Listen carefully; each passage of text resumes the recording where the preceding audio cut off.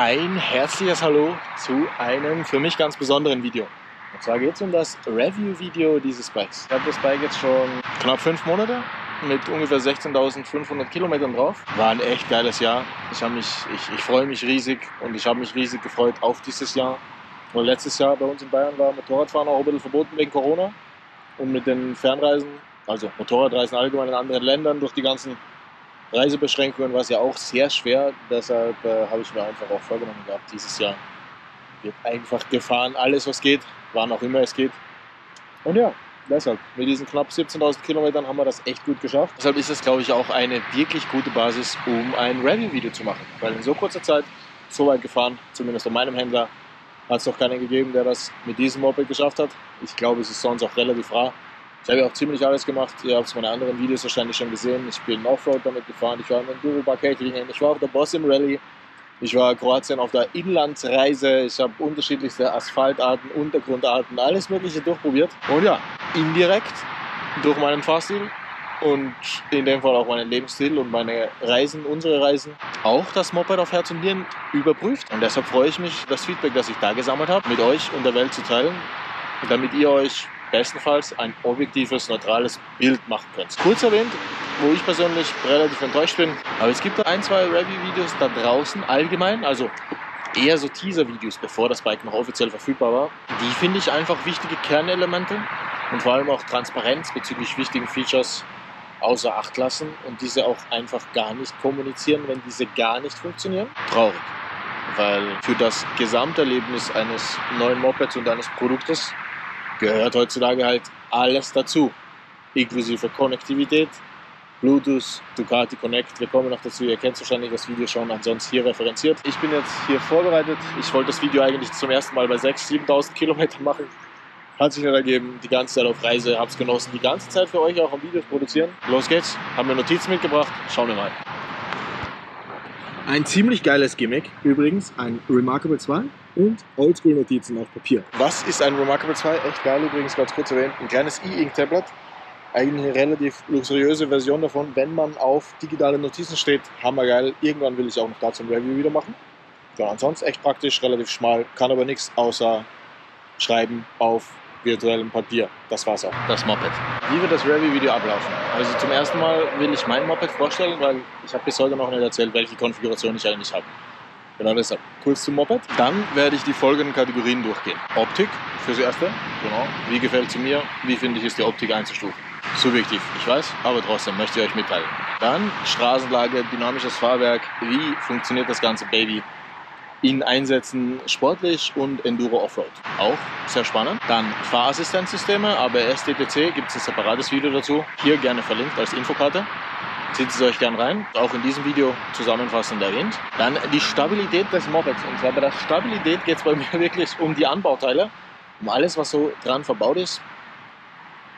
Weil ja, bei diesen Einsätzen, die ich damit schon gemacht habe, finde ich, ist es wert zu erwähnen. Ich bin grob gesagt positiv begeistert. Ein weiterer wichtiger Punkt ist für mich die Smart-Konnektivität, wobei Smart einfach auch überspitzt ist, weil auch einfach das Handy mit Bluetooth zu verbinden, zählt für mich jetzt auch da dazu, dass wir das einfach zusammenfassen und auch Ducati Connect. Wie vorhin schon erwähnt, hier in der Infokarte gibt es auch andere Videos dazu. Und am Ende dann noch einfach sonstiges paar Notizen, die mir bisher so eingefallen sind, was es noch zu erwähnen gibt.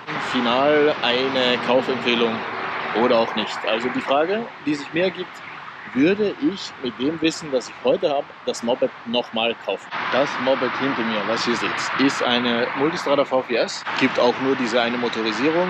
Es ist eben die S-Version, bedeutet dynamisches Fahrwerk und sonst ein paar Gimmicks, bisschen größeres Display. Dieses ganze Ducati Connect Feature Set. Ansonsten habe ich mir dazu geholt das Enduro-Paket. Einfach weil der Plan war, genau, ich bin bisher eigentlich knapp 100.000 Kilometer auf der Straße gefahren und habe mir einfach gedacht, die Straße ist schön und gut. Aber ich und auch die Freundin, wir wollen auch Länder bereisen, wo einfach nicht alles asphaltiert ist und wo man einfach auch vielleicht einfach mit dem Zelt hinten drauf das ganze Zeug packen kann. Also richtig im Adventure-Stil das Moped aufpacken kann und dann damit auf größere Reise geht. Genau, größere Reisen, 5 Wochen Mopedreise, 3 Wochen Mopedreise haben wir alles schon hinter uns. Und das alles auch mit einer S1000R, das heißt, wir sind Packprofis, wir wissen, wie das geht. Wir können das transportieren, aber genau so im Komfort, wie zum Beispiel, ich habe mir jetzt das SW Mutig Adventure Rack noch dazu gekauft. Also wir haben auch in den letzten Jahren irgendwie die Idee gehabt, mit dem Zelt auf dem Moped zu verreisen. Wäre ein Traum, und auf einer S1000R, sagen wir mal, es gibt leider keine Anbauteile, die ermöglichen, dass du irgendwie hinten noch ein Zelt drauf schnallst, wenn du auch einen Sozius hinten drauf hast. Also das waren so die Grundkaufintentionen. Bike mit mehr Stauraum und mehr Transportmöglichkeit. Deshalb das Enduro-Paket. Zusätzlich zum Enduro-Paket auch noch das Travel- und Radar-Paket. Also Travel bedeutet, die beiden Gepäckseitenkoffer sind noch dabei. Bei mir ein bisschen abgeschürft, weil das Bike in beide Richtungen schon umgefallen ist, aber gehört dazu. Hinweis an die Stabilität. Sind bombenstabil am Schürfwunden, haben auch geschafft, dass das Bike bei 40 km/h mit Koffern liegt und funktionieren weiterhin.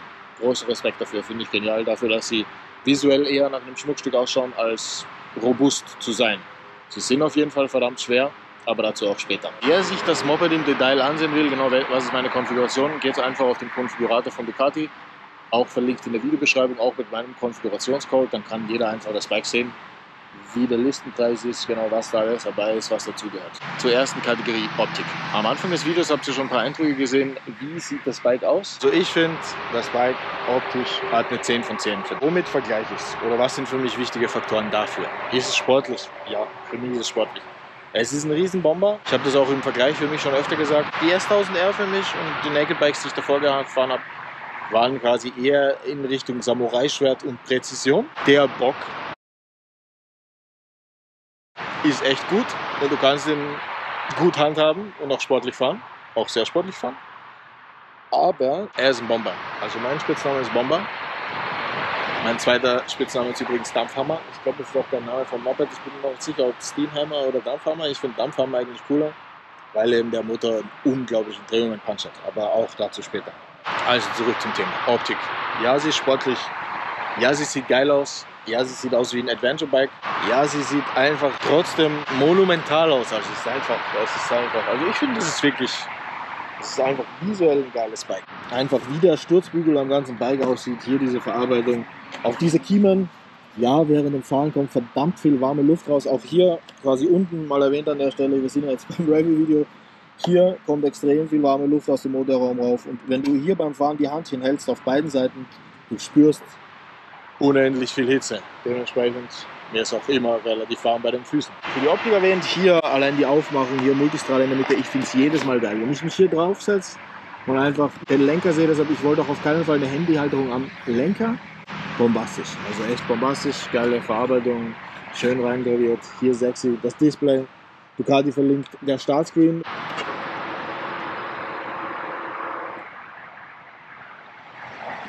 Bombastisch sexy finde ich. Aber ja, sieht auf jedem modernen Handy mit einem TFT-Display geil aus. Ansonsten auch Auspuff finde ich sehr sexy. Kennzeichenhalterung, ich habe bisher bei allen Bikes diese Nase immer runtergeschraubt und habe ja einfach irgendwas Näheres dran gebaut. Bei dem Bike einfach hinsätzlich, also das quasi hier schon das Kennzeichen wäre, weil es sieht einfach bombastisch aus. Und auch beim Fahren mit Sozius habe ich einfach rausgefunden, bei diesen ganzen Naked Bikes, wenn du diese Nase hier abschraubst, dann hat dein Sozius quasi permanent einfach den Dreck im Rücken kleben. Deshalb haben wir uns auch immer ausgemacht, wenn wir unterwegs sind, zumindest für die Freunde, auf längeren Touren, zumindest für die Freunde eine Regenmontur zu nehmen, weil ich halte mit dem Leder relativ viel aus, das ist auch gut imprägniert, funktioniert ganz gut. Aber genau, wenn es dir einfach vom Rücken her den Dreck drauf spritzt und dich quasi von hinten, unten und was auch immer nass macht, beschissen. Also Empfehlung für alle Naked Bike Rider da draußen. Und ihr habt einen Sozius dabei. Nehmt zumindest eine Regenmontur für den Sozius mit. Man wird euch danken. Dann die LED-Blinker-Konfiguration war noch ein Upgrade von Original, sind die Halogenblinker drauf. Die haben diesen Effekt. Sehr sexy. Stufeneffekt. Relativ klein, vielleicht auch kurz abgeschweift an alle Mopedfahrer da draußen, die Jobber-Bikes fahren oder auch bei Naked Bikes und so einen minimal kleinen Blinker haben. Bitte denkt an euer Überleben und das Überleben von anderen. Und zwar, wenn man dann nur so einen kleinen Funken von Rücklicht und Blinkerlicht hat, es ist verdammt egal, ob es legal ist. Man sieht euch einfach nicht. Ich denke mir das echt oft. Aber auch in der Nacht schon unsere Jobberbikes gesehen mit einem Fünklein Rücklicht rot. Und du denkst dir, ist was da? Ist da nichts da? Also Fahrradlichter sind stärker, aber off-topic. Was haben wir? Gabel, roter Bügel. Ja, mir persönlich relativ egal, aber sieht gut aus. Fußrasten, Optik, Logo hier, bei mir schon mit Kratzer. Nehmen wir diese Seite, Schmuckstück. Ducati, ich sage immer stolze Brust, geile Nase. Ich persönlich, ich mag diese Adlerfront. Sieht einfach geil aus, sieht aus wie ein Raubvogel. Dementsprechend, so kann man auch den Motor vergleichen und nennen. Genau, die Schnauze ist bei mir ja auch schon ein bisschen in Mitleidenschaft gezogen, aber sie hält, sie fährt. Sie ist auch weiterhin hier eingeklemmt, also braucht man sich keine Sorgen machen, solange das Zeug alles fest ist, hält sie gut. Aber ja, hier, das war ein Upgrade. Danke Ducati München für das geile Carbon-Schutzblech, aber hätte ich nicht gebraucht, hätte ich auch nicht gewollt. Aber Nase, Optik, vorne. Ich finde sexy und sportlich. Deshalb 10 von 10 Punkte. Zweiter Punkt, Straßenlage. Tja, wie fährt das Bike so auf der Straße? Ist wirklich geil. Also sagen wir so, du hast einen relativ präzisen Bomber. Also wenn man sie unter Vollschub fährt, ist jetzt mal die Kategorie Vollschubfahren, spürst du schon, dass du einen Bock unter dir hast, der ein bisschen Kraft braucht, um präzise kontrolliert durch Kurven zu schießen, vermutlich. Ja, also was ich, wo ich eben ein bisschen, ich kenne es halt einfach nicht so. Was ich ein bisschen ruppig und ein bisschen grob finde, ist der Schaltautomat weiterhin auch unter Volllast. Eine ganz wichtige Anmerkung an der Stelle. Ich mache jetzt nicht das Review von dem Moped, das ich gekauft habe vor 4 bis 5 Monaten. Ich mache das Review von dem Moped, das ich heute habe. Das Moped war ein anderes vor 4 bis 5 Monaten. Der Schaltautomat hat regelmäßig Gänge rausgehaut, haben sie gefixt mit einem Software-Upgrade. Das ABS und die Anti-Hopping-Klatsch ABS, auch kommen wir später dazu bei den Fahrassistenzsystemen. Aber ja, sagen wir mal, die Anti-Hopping-Klatsch ist schon beim Fahren wichtig. Obwohl ich Zwischengas und so beim Runterschalten gegeben habe und ich mache das immer schon und ich habe noch nie ein Problem mit Zwischengas beim Runterschalten, hat hier das Hinterrad manchmal blockiert. Sehr uncool. Okay, aber deshalb beim sehr sportlichen Fahren, es ist nicht super smooth und super harmonisch, aber du kannst es machen, es macht auch Spaß und du bist stolz, dass du so einen geilen Bock hast, den du durch die Kurve jagen kannst. Es ginge noch smoother, präziser und zwar eher in Richtung Samurai-Schwert als in Richtung Bomber. Also ich hoffe, ihr versteht, was ich meine. Ja, es ist ein großes Bike, aber eben, wenn es ruppig ist beim Schalten und wenn es nicht immer macht, was man will, muss man dementsprechend gegebenenfalls etwas auf den Vortrieb verzichten. Fahren und Straßenlage auf gemütlichen Cruisen und B-Reisen. Ich glaube, wofür das Moped auch prima ausgelegt ist. Ultimativ 10 von 10. Ja, wenn wir jetzt sagen, Straßenlage bei Fahren wie ein brutaler Bock durch Kurven und Bergpässe, so dass es richtig Spaß macht, 8, 9 von 10. Wir machen das Final, wir machen 8 von 10. Wenn wir sagen Straßenlage auf gemütlichen Reise-Enduro-Stil, 10 von 10. Also wie dieses Moped fährt in Kombination mit Abstandstempomat, Winkelassistent, Landstraße, Stadtverkehr, du kannst Kilometer machen, es ist sage und schreibe. Und du kommst auch noch erholt an. Also unser Rekord bei der S1000R waren knapp 1200-1300 Kilometer von Roses in Spanien bis München direkt am Stück, nur mit Tankstops.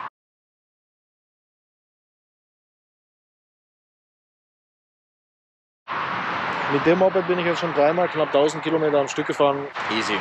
Also echt easy. Du schaltest diesen Abstandstempomat ein auf deine Wunschgeschwindigkeit 100, 130, 160. Maximal, was man übrigens einstellen kann. Und das Moped fährt einfach. Du kannst dich wirklich erholen, wenn du Bock hast, gibst du das Windschild raus. Du hast dahinter jeglichen Komfort, du spürst nahezu nichts. Original ist das Windschild auch noch ein bisschen höher. Dann spürst du wirklich nahezu nichts, auch bei Regen sehr komfortabel, weil der Regen einfach um dich rum wird. Ja, es ist wirklich toll. Ja, das ist 10 von 10. Kleines Manko, mir war das einfach nicht bewusst, weil ich von Naked Bikes komme. Ich habe immer Wind auf meiner Brust gespürt. Wenn es verdammt heiß ist und die Luft trocken, dann hast du eine Affenmädchen. Du sitzt hier quasi wie im Strandbad. Und es kommt ja auch kein Wind zu dir, weil du dieses mega geniale Windschild hast. Also das muss man einfach wissen. Wir sind wirklich bei so einem Temperaturwarnungstag, 36 Grad im Schatten, durch Slowenien gefahren in der Tiefebene und da hat es so eine Affenhitze gehabt, sondergleichen. Und es ist halt auch wenig Wind zu mir und zu meinem Sozius gekommen. Ja, bisschen suboptimal, aber egal. Irgendeinen Tod muss man sterben. Dann Kategorie Enduro. Also man kann sich ja die Drive Modes je nach Wunsch konfigurieren. Die sind dann einfach abrufbar über diesen Knopf. Du klickst hier auf Mode, dann kommt hier die Übersicht. Und dann kannst du alles einstellen, was du möchtest. Also Enduro, jetzt klassisch für Enduro. Du könntest aber auch zum Beispiel Urban auf Enduro stellen, Rough mit, also einfach eher mit Traktionskontrolle noch an und Enduro als Enduro mit Traktionskontrolle aus. Wieso ist das relevant? Ich bin auf der Boston Rally mitgefahren und sagen wir, ich glaube, meine Reifen sind auch in relativ gutem Zustand da rausgekommen. Hier ein kleiner Einblick.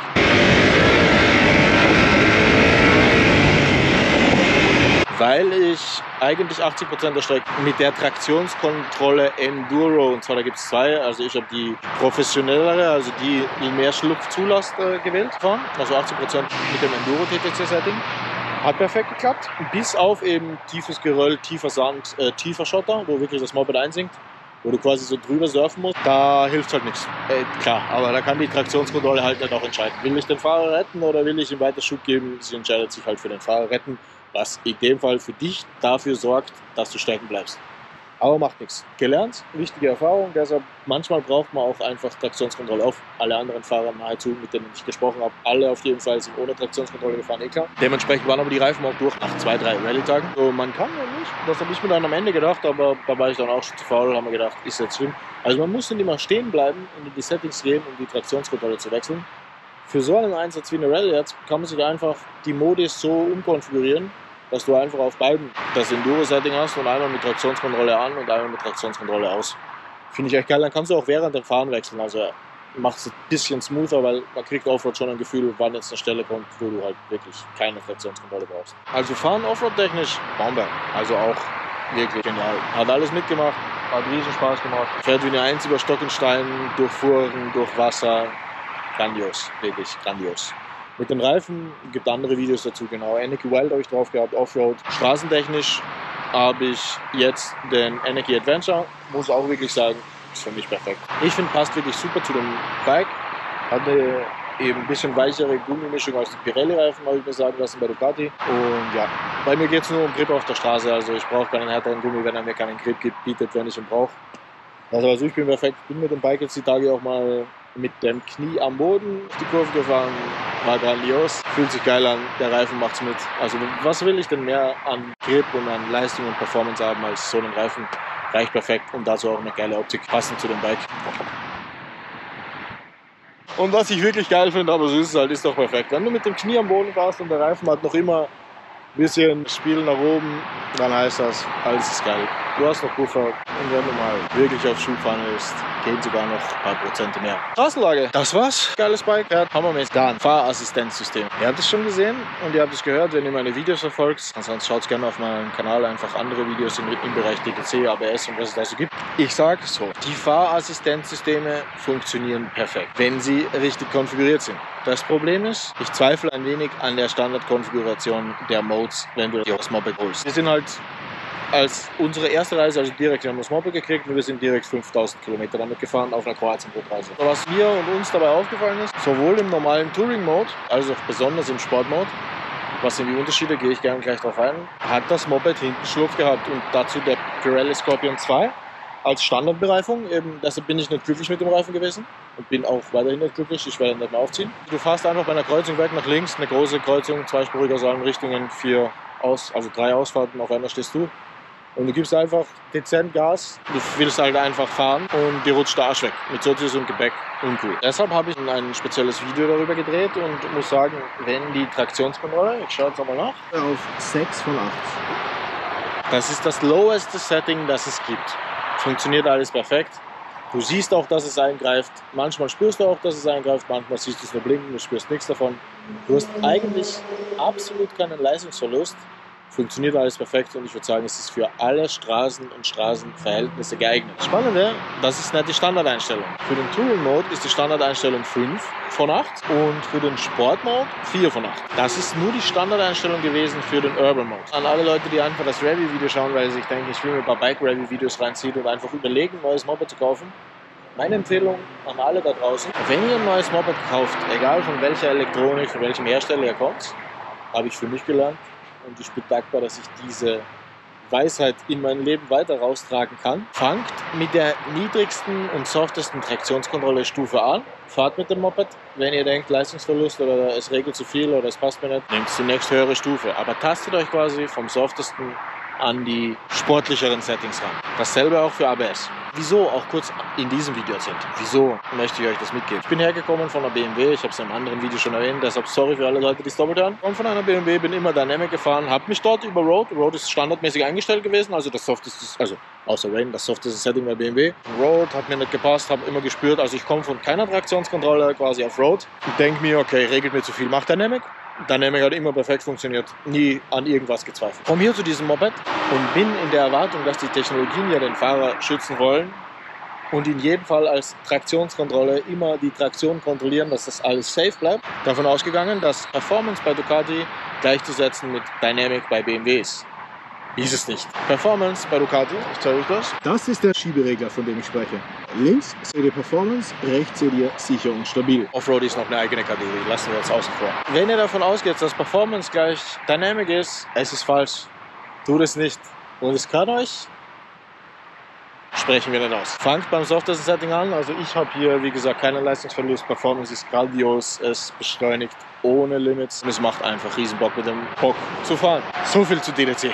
Dann ABS. Jein. Also ich hatte ABS zuerst eben auch auf dem Sportsetting. Wieso eben selbe Annahme, Dynamic Performance und ähnliches. Muss echt sagen, man hört quasi beim harten Anbremsen der Kurven, dass der Reifen quietscht. Und dementsprechend, wenn da gegebenenfalls Schräglage schon im Spiel ist, ist die Frage, was passiert. Ich hatte einen Moment, wo ich mir gedacht habe, mit Sozius und Gepäck auch auf unserer Kroatienreise, hier der Ausschnitt.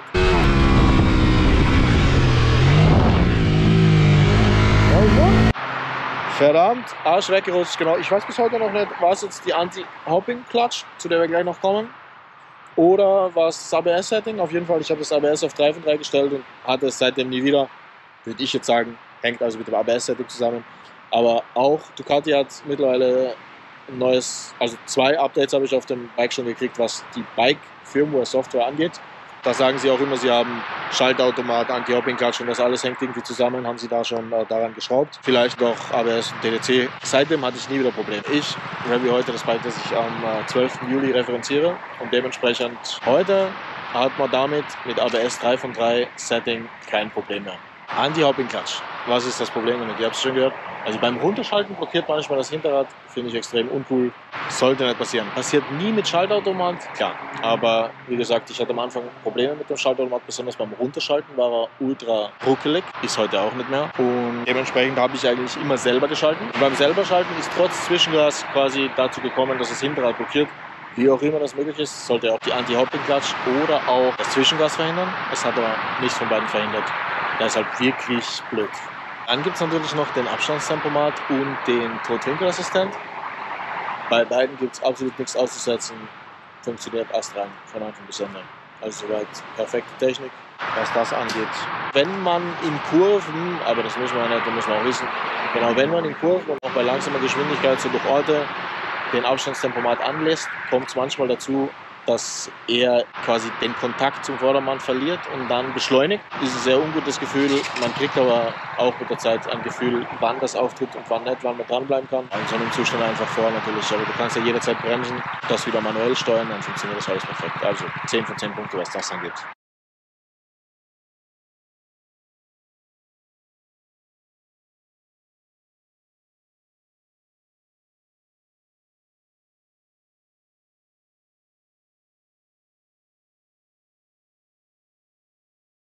Fahrassistenzsysteme, summa summarum.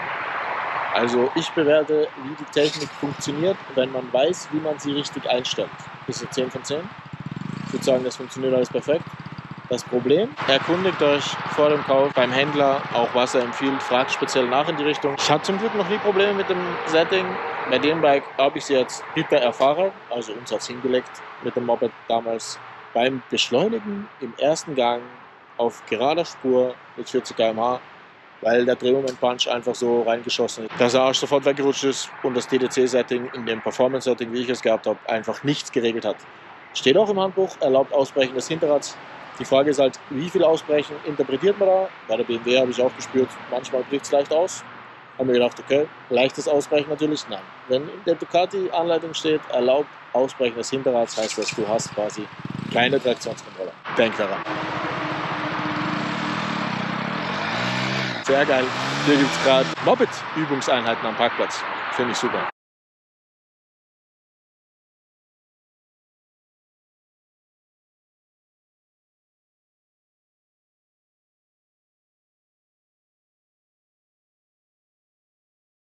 Nächster Punkt. Stabilität der Anbauteile, Stabilität des Moped 10 von 10. Wieso?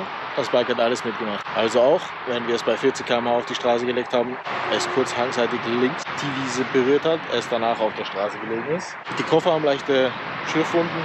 Die Nase hier hat also da ist einfach, da gibt es so ein Plastikteil, das ist abgebrochen. Sonst würde sie halt genau hier abschließen.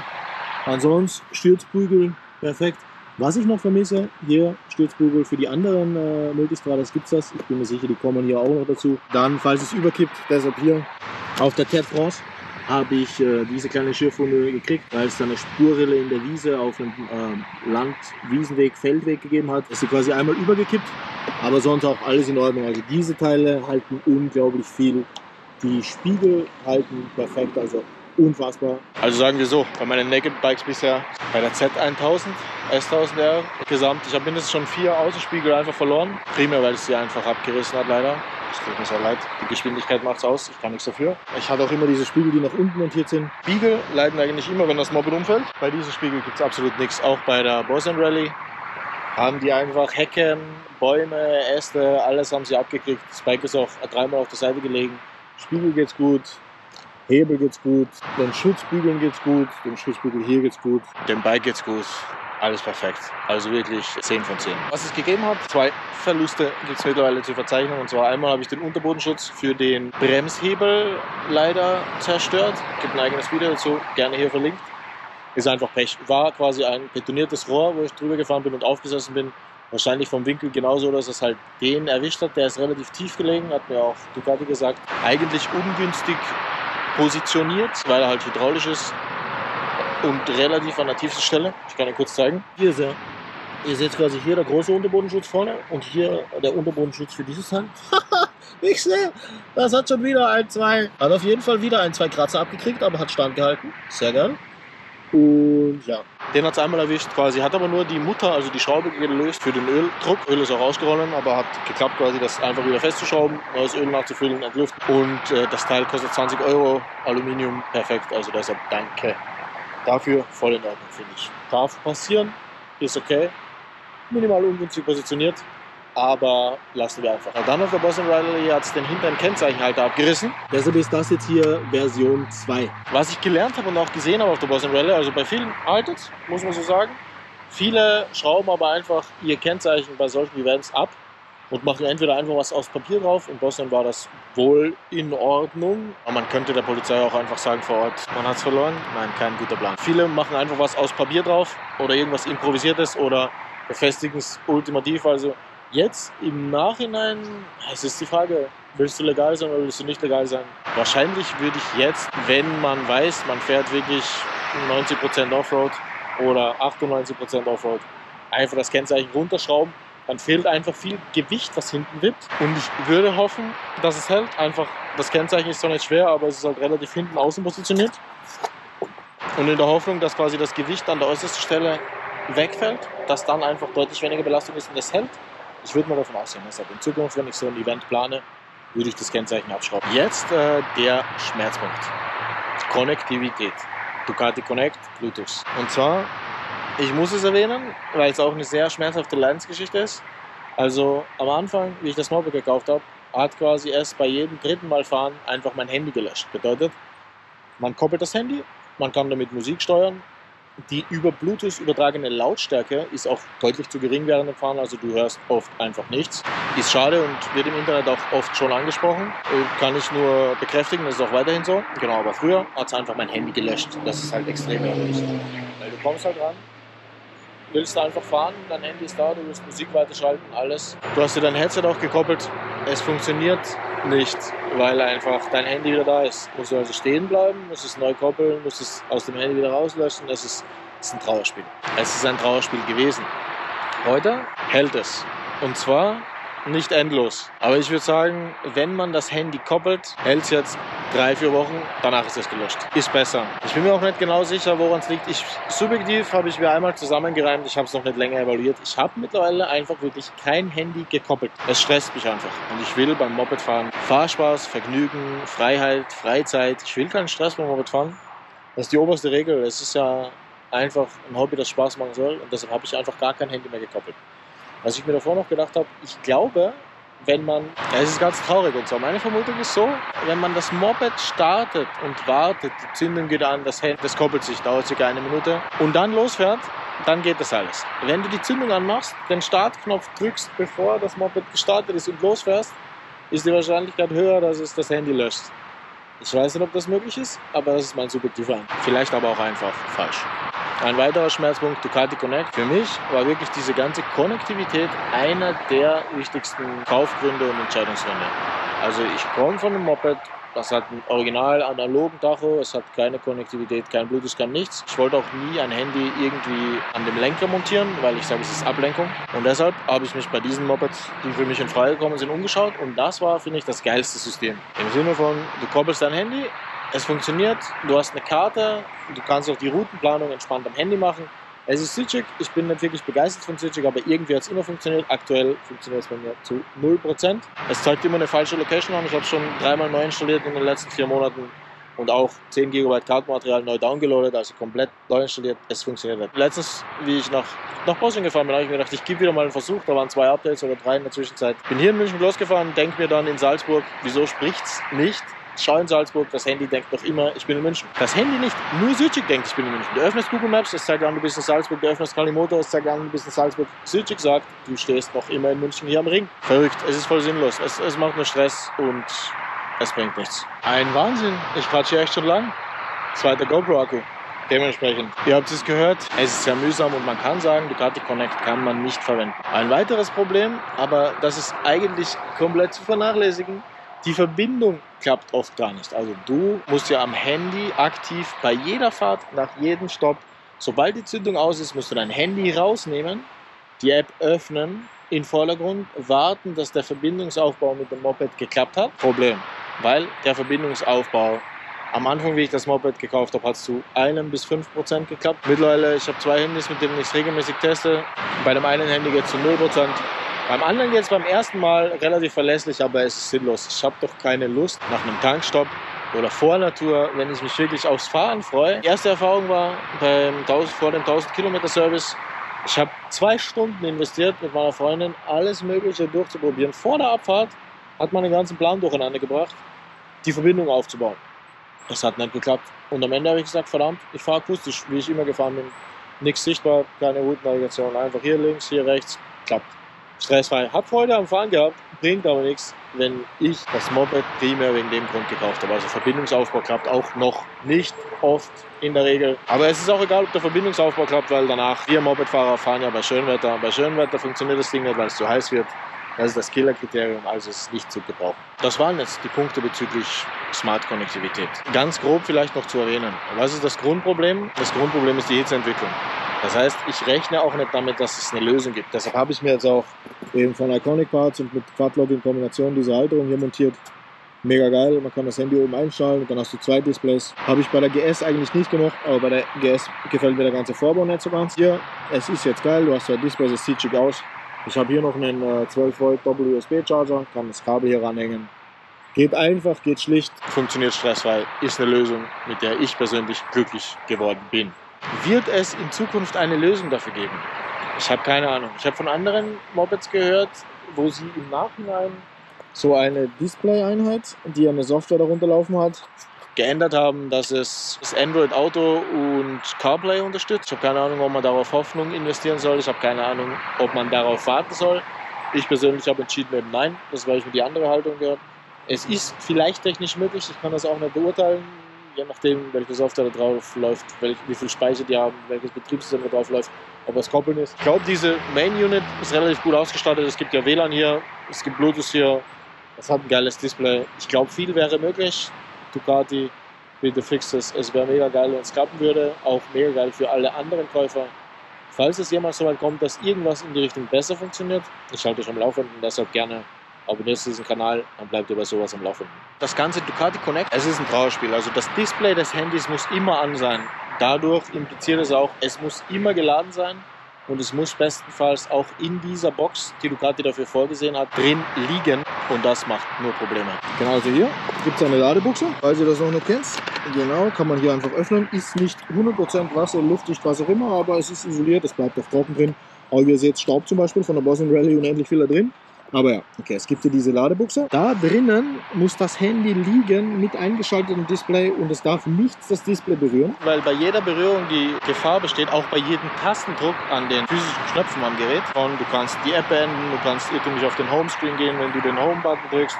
Du kannst das Display ausschalten. Lauter Laserknöpfe funktionieren ja auch. Es kann einfach zu einer Berührung kommen durch USB-Kabel. Ich habe extra so ein 10 cm langes USB-Kabel gekauft, nur dass es sowas nicht gibt. Es ist egal. Wenn irgendwas von dem, was ich gerade erzählt habe, passiert, bricht die Verbindung ab. Weil diese Ducati-App immer im Vordergrund sein muss, damit es funktioniert. Und das ist für Mopedfahrer unmöglich. Das sind nur mal die groben Limitationen, die schon mal schlecht sind. Wieso? Fährst du eine Kurve, bei mir tatsächlich öfter vorgekommen, berührst den Power-Button, weil, also fährst du dynamisch Kurven auf einem Berg links, rechts, wird das Handy natürlich auch links und rechts geworfen und es trifft den Power-Button, Display ist aus, also du spürst davon nichts, aber du siehst einfach Verbindung getrennt und du denkst dir, oh Gott. Und du willst beim Fahren keinen Stress mit diesem System. Du willst eine Karte haben, du freust dich über die Karte, dann fährst du 5 Minuten auf die ersten 3 Kurven und dann ist es aus. Ein Trauerspiel. Und das Ganze ist noch gekoppelt mit dem ultimativen Killerkriterium, die Hitze. Und zwar diese Box es wird in dieser Box unglaublich heiß. Ich habe es mal gemessen, 42 oder 47 Grad. Allein im Sommer bei so 25 Grad Außentemperatur. Natürlich, die Sonne heizt hier drauf, es ist heiß. Wir haben vorhin schon gesagt, das Windschild schützt mit, aber da drinnen geht sowieso kein Wind, das ist ja im Moped. Sorgt dafür, dass Android einfach alle Apps beendet, also alles. Musik, Navigation und eben auch Ducati Connect. Das heißt, diese Box ist auch nicht zum Laden während dem Fahren wirklich geeignet, weil auch wenn du Google Maps hast und das Display aus ist, überhitzt das Handy schon, weil es einfach in der Box unglaublich heiß ist. Wenn du auch noch Ducati Connect laufen hast und die App im Vordergrund ist, dann kannst du es vollkommen vergessen, weil durch Display an, einer der größten Energiefresser auf dem Handy, ist die Hitzeentwicklung enorm. Genau, dann wird es geladen, zusätzlich Hitzeentwicklung enorm. Und dann die anderen Kriterien von vorhin, also Android killt mit 100% Wahrscheinlichkeit deine ganzen Apps und die Verbindung bricht ab, weil es läuft ja keine App mehr. Traurig. Das passiert maximal innerhalb von 10-15 Minuten bei warmen Außentemperaturen. Was sind keine warmen Außentemperaturen? Zwar Anfang des Jahres sind wir in Kroatien gefahren, 15 bis 20 Grad Außentemperatur, maximal mal 23, 24 in der Sonne. Es war auch schon warm genug, dass Android gesagt hat, ciao, ich beende alle Apps. Original wird auch angepriesen, dass Spotify und ähnliches funktioniert. Funktioniert alles nicht. Habe ich mich eigentlich auch richtig darauf gefreut, dass du quasi Artist, von mir ist auch ein Cover, einfach den Musiknamen, dass du quasi deine Spotify-Playlist auch dort in Ducati Connect quasi, also auf dem Moped und auch am Handy damit gekoppelt, deine Playlist und alles verwalten kannst. Funktioniert aber nicht. Es steht in der Ducati Connect App, dass du Spotify auswählen kannst. Du kannst es auch auswählen, aber es tut nichts. Also wenn es gekoppelt ist und funktioniert, erkennt es nur MP3-Files auf deinem Handy. Mal hier auch erwähnt, falls es Leute gibt, die denken, das ist cool. Aber wie gesagt, das ganze System ist für nichts. Das war's jetzt eigentlich mit dem Review. Kleinere Sachen, wir sind bei Sonstiges jetzt. So kleinere Sachen. Der Schlüssel ist mir schon 3, 4, 5 Mal auseinandergefallen. Ich habe voll keine Ahnung. Da ist so eine Abdeckung und du sperrst einfach den Koffer auf, hast ihn in der Hand und das fällt diese Abdeckung runter. Ja, irgendwie subjektiv merkwürdig. Dann so nach den ersten 5.000, 6.000 Kilometern hat das Schloss von den Koffern hinten nahezu nicht mehr gesperrt, beziehungsweise war einfach schwergängig. Habe ich selber wieder geschmiert. Ja, kein Act. Hat mich aber schon sehr gewundert, besonders ich habe die 6.000 Kilometer in 1-2 Monaten gefahren. Also hatte ich quasi ein nagelneues Bike und das Schloss hat nicht mehr geschmiert. Fragwürdig, aber okay. Es ist ja im Einsatz, wir sind draußen in der Natur, es ist Belastung und Staub, Schmutz jederzeit ausgesetzt, Regen auch. Deshalb ist auf jeden Fall zu verzeihen. Ja, und jetzt kommt die wichtigste Frage. Würde ich das Moped wieder kaufen, wenn ich all das wüsste, was ich euch gerade erzählt habe? Und zwar, ich persönlich bin für mich zu dem Entschluss gekommen, nein, ich würde es nicht wieder kaufen. Wieso? Es kostet einfach so viel verdammte Asche, dass das alles nicht passieren darf und nicht soll. Und wie gesagt, für mich ist der wichtigste Kaufgrund diese Konnektivität gewesen und dass ich wirklich mein Fahren durch das... Ich bin so auf den Innenstädten 3-mal um den Block gefahren, weil ich nicht gewusst habe, akustisch und keine Karte gesehen, wohin geht's. Einmal links abbiegen, dann bist du falsch abgebogen, weil 3 Straßen nach links. Dann kalkuliert das Navi wieder, du fährst im Kreis. Genau. Also ich bin so oft irgendwo im Kreis gefahren. Ich habe mich wirklich auf diese Karte gefreut und auf diese Karte hier auf der Main Unit. Und das funktioniert halt einfach nicht. Also ich für mich hätte wahrscheinlich ganz andere Kaufkriterien angesetzt. wenn ich gewusst hätte, dass das hier bei Ducati einfach zu 0% funktioniert. Ich sage das jetzt so überspitzt. Wir wissen, es sind ein paar Prozent, was funktioniert, aber für mich einfach 0. Weil ich persönlich entschieden habe, ich will es gar nicht mehr benutzen. Alle anderen Punkte, kurz noch erwähnt, die Koffer. Die Koffer sind wirklich sehr geil. Aber wenn ihr die Koffer kauft, kauft auch diese Innentaschen für 100 € dazu. Wieso? Die Koffer sind verdammt schwer. Also die sind leer irgendwo zwischen um die 3 Kilo, würde ich sagen. Wenn sie vollgepackt sind, sind sie meistens so bei 10, 11 Kilo pro Stück.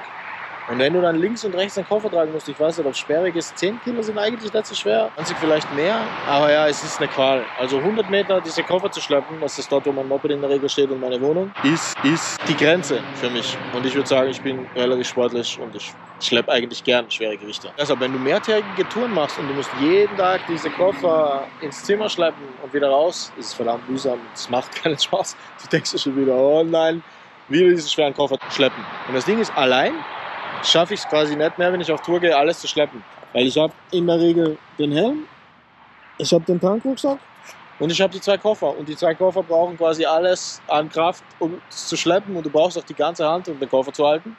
Also wohin soll ich den Helm packen und wohin soll ich den Tankrucksack packen? Also muss ich zweimal gehen. Das nervt mich hart. Beim Naked Bike habe ich einfach die beiden Stofftaschen über den linken Arm, vorne noch den Helm getragen, auf der anderen Seite den Tankrucksack, easy going. War alles kein Problem. Schaffst du niemals. Also kauft euch diese Innentaschen aus Stoff, 100 €, gibt es vielleicht auch nachgemacht irgendwann. Dann kann man die Taschen immer montiert lassen und einfach diese Innentaschen rausnehmen. Ich glaube, das steigert den Komfort extrem. Aber First World Problems auf keinen Fall schlimm. Aber ich finde wichtig zu erwähnen, weil ich persönlich habe mich auch extrem auf diese fixen Koffer gefreut und habe gar nicht in Betracht gezogen, dass die auch schwer sind. Mein Fehler natürlich. Aber genau, ich habe mich einfach gefreut von wegen die Stofftaschen, das war immer einfach dieses Einfadeln auf diese Stangen, ihr kennt es vielleicht, das sind meistens so Abstandhalterstangen links und rechts und dann müsst ihr oben über die Sitzbank das einfadeln. Hat innerhalb von 60, 90 Sekunden geklappt, aber es war ein kleiner Stressfaktor. Und ja, sagen wir mal, die Montage hier, wenn du sie einhängst, Hier gibt es so ein Raster oben und einen hier unten, genau, da steckst du einfach drauf. Funktioniert perfekt. es geht super easy, das macht ja auch echt Spaß, aber eben das Schleppen davon echt schwer. Also das war's jetzt. Alles in allem, ich liebe mein Bike. Kann ich euch versprechen. Ich liebe es, mich jeden Tag draufzusetzen. Ich liebe es, Gas zu geben. Ich liebe es, dynamisch zu fahren. Ich liebe es, zu cruisen. Ich genieße es jedes Mal, es anzuschauen und ich finde es bombastisch sexy. Ich finde, das ist besonders wichtig. Ich finde, wenn man ein Smartphone in die Hand nimmt, soll es sich sexy anfühlen. Auch ein Moped muss sexy aussehen, geil ausschauen. Es muss einfach passen. Und es passt. Deshalb, ich habe das Moped jetzt, ich bin damit glücklich. Ich habe eben 16,5 Kilometer hingelegt.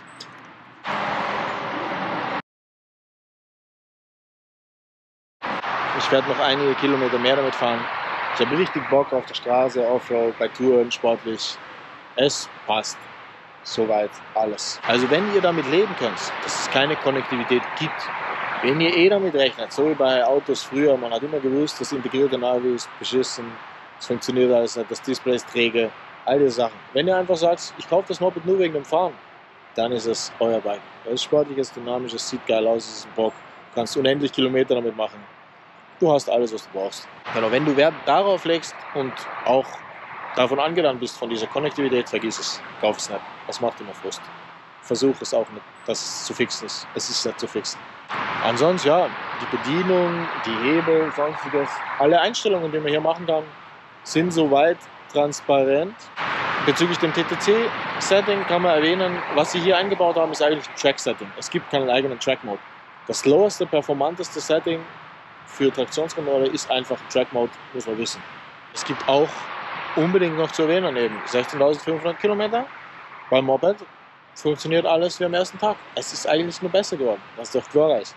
Also Schaltautomat funktioniert besser, natürlich auch durch Upgrades, aber es gibt keinen Verschleiß, also keine Teile, wo man jetzt sagt, die sind außerplanmäßig kaputt gegangen und wie gesagt, hart belastet, auf die Seite gefallen.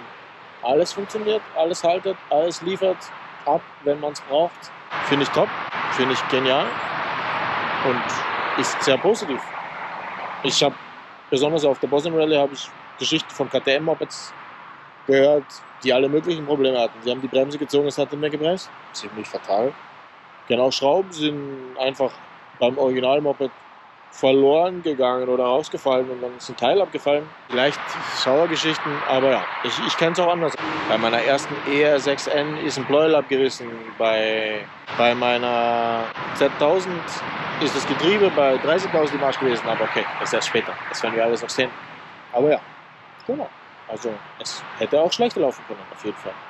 Perfekt, dass alles gut ist.